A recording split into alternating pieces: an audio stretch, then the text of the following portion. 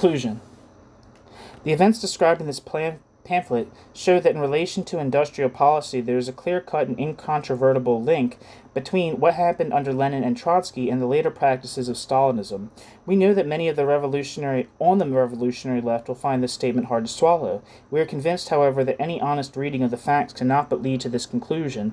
The more one unearths about this period, the more difficult it becomes to define, or even to see, the, quote, gulf, end quote, allegedly separating what happened in Lenin's time from what happened later. Real knowledge of the facts also makes it impossible to accept, as Deutscher does, that the whole course of events was, quote, historically inevitable, end quote, objectively determined, end quote. Bolshevik ideology and practice were themselves important and sometimes decisive factors in the equation at every critical stage of this critical period. Now that more facts are available, self-mystification on these issues should no longer be possible. Should any who have read these pages remain, quote, confused, end quote, it will be because they want to remain in that state, or because, as the future beneficiaries of a society similar to the Russian one, it is their interest to remain so.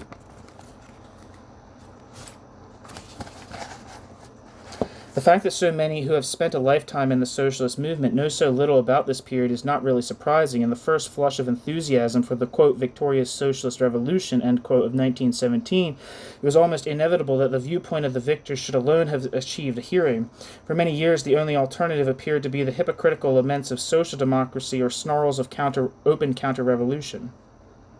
The voice of the revolutionary libertarian opposition to Bolshevism had been well and truly smothered. Quote, "Vae victis," end quote, said Brennus the Gaul in 390 BC as he threw his heavy sword onto the scales that were weighing the ransom to lift the siege of Rome. Quote, "Woe to the vanquished," end quote, has indeed been the immediate judgment of history throughout the ages. This is why so little was heard about those revolutionaries who didn't wait until 1923, but who as early as 1918 saw the direction in which the Russian society was moving and proclaimed their opposition, often at the cost of their lives. They, in their very memory, were to be obliterated in the great bureaucratic upsurge of the ensuing decades, euphemistically described as the, quote, building of socialism, end quote.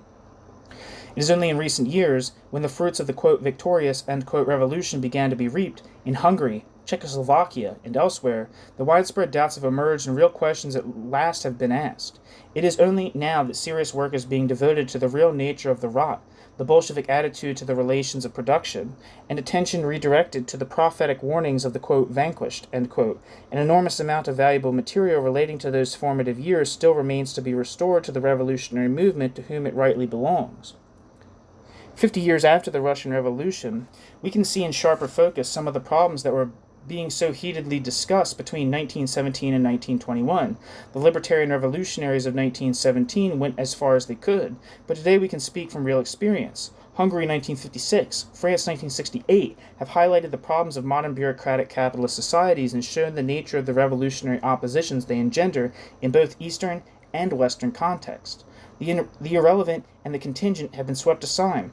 The key questions of our epoch are now increasingly seen as man's domination over his environment and over the institutions he creates to solve the tasks that face him. Will man remain in control of his creations, or will they dominate him?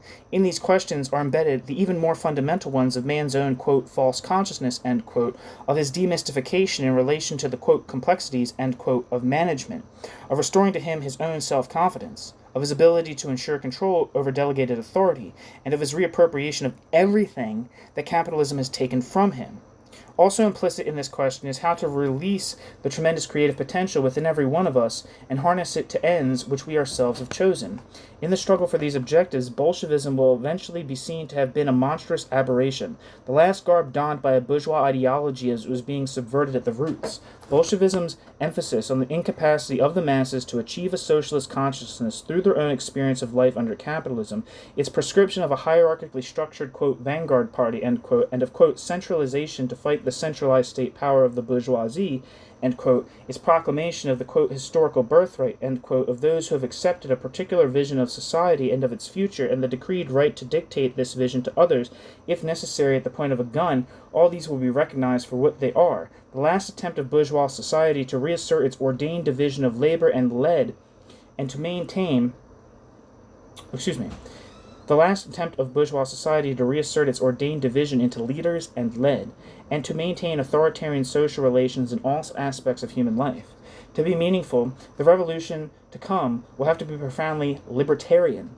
It will be based on a real assimilation of the whole Russian experience. It will refuse to exchange one set of rulers for another, one bunch of exploiters for another, one lot of priests for another, one authoritarianism for another, or one constricting orthodoxy for another. It will have to root out all such false solutions, which are but so many residual manifestations of man's continued alienation.